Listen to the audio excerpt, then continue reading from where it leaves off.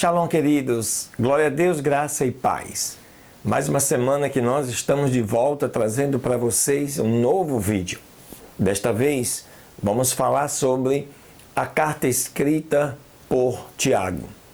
Nesta que é a 17ª semana, né? E dessa maneira, nesse dia 23 de setembro, nós vamos conhecer melhor esta carta, que tem um propósito muito específico.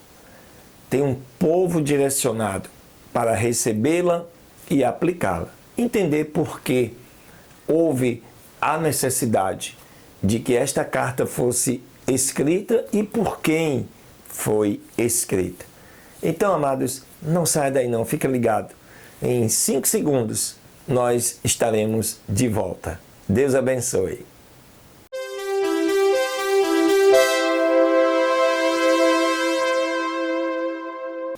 Muito bem, amados e queridos, olha aí, estamos de volta.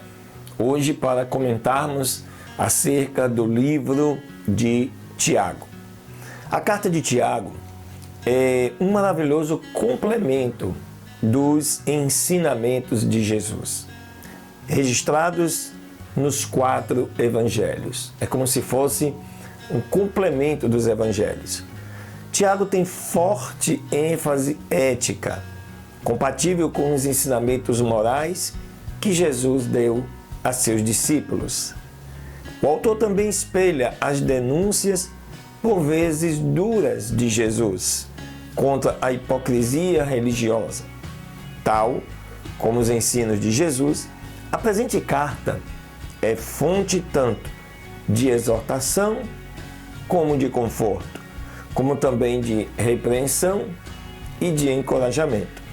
Por fim, a carta de Tiago é conhecida por ser extremamente prática, mas contém também uma das verdades teológicas mais profundas do Novo Testamento.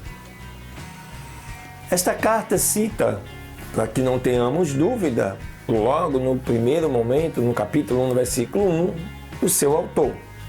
Tiago tem autoria nesta carta. O Novo Testamento contém vários personagens com o mesmo nome do autor desta obra, mas apenas 3 candidatos à sua autoria podem aqui serem destacados. Tiago, filho de Zebedeu, morreu no ano 44 depois de Cristo. Conta os anais da história, cedo demais para tê-la escrita. Não há tradições que mencionem Tiago, filho de Alfeu, como sendo seu autor. E neste caso resta apenas Tiago, irmão de Jesus, também chamado de Tiago, o Justo, como sendo o candidato mais provável e por isso atribuída a ele. Tiago é identificado como irmão de Jesus. Apesar de não ter sido seguidor de Cristo, durante seu ministério terreno, uma aparição de Jesus ressurreto convenceu Tiago de que ele realmente era o Cristo.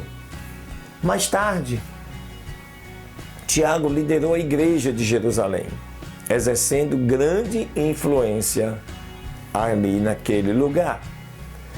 Ele provavelmente escreveu esta carta entre os anos 48 e 52 depois de Cristo. Mas a carta não possui evidências claras que apontem para uma data mais precisa. A morte de Tiago ocorreu entre 62 e 66 depois de Cristo. Indica que a carta foi escrita antes dessa data. Semelhanças com a tradição do Evangelho e temas paulinos são sugestivas, ou seja, as semelhanças da carta com o Evangelho e também com alguns temas escritos por Paulo é que nos sugerem esta data.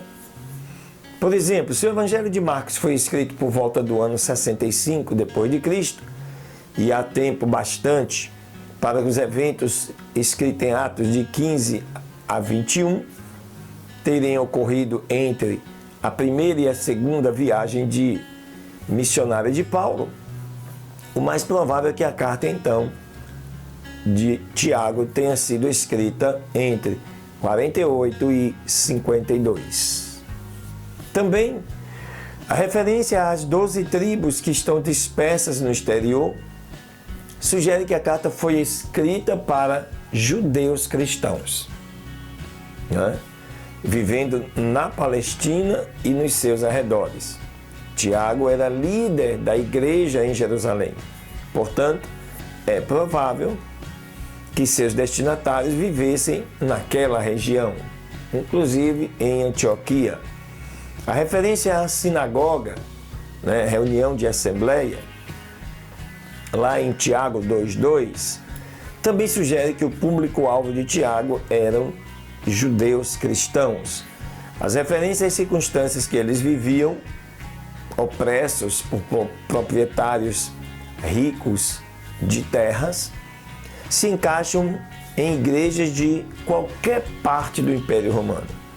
Todavia, a ordem, né, semítica das palavras, as citações da Septuaginta e a dependência geral desse estenógrafo da tradição da sabedoria judaica sugere um público específico, que no caso é o judeu cristão.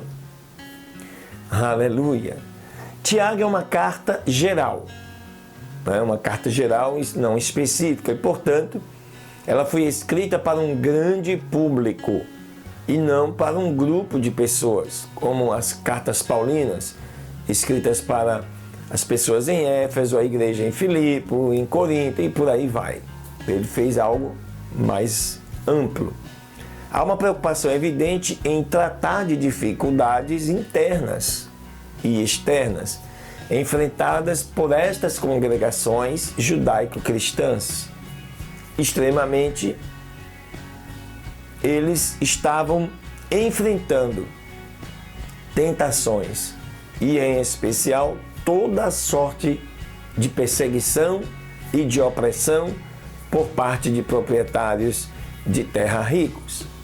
Essa opressão não parece ter sido ela, aparentemente, de natureza religiosa, porque percebemos nesse debate a dissensão aparente que vinha de uma falta de domínio próprio, do falar sem pensar e principalmente de falsas doutrinas que estavam levando a uma compreensão errada do que é ser um verdadeiro cristão, de favoritismo também para com os ricos, enfim, de ambições egoísticas que levavam até a assassinatos e contendas, como a gente vê lá em Tiago capítulo 4, de 1 a 12.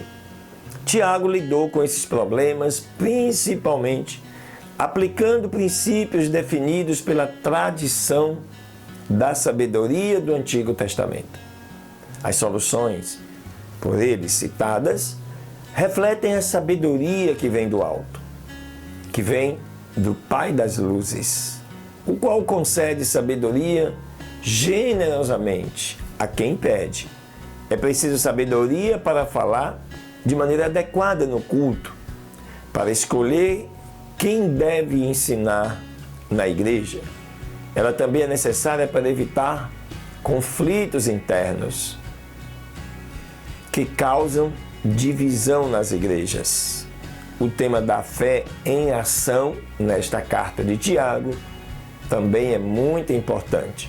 E nesse aspecto, Tiago provou que a fé não se manifesta em boas obras e, portanto, não serve para nada. Outro assunto da carta é a ética, principalmente a justiça social. Aleluias!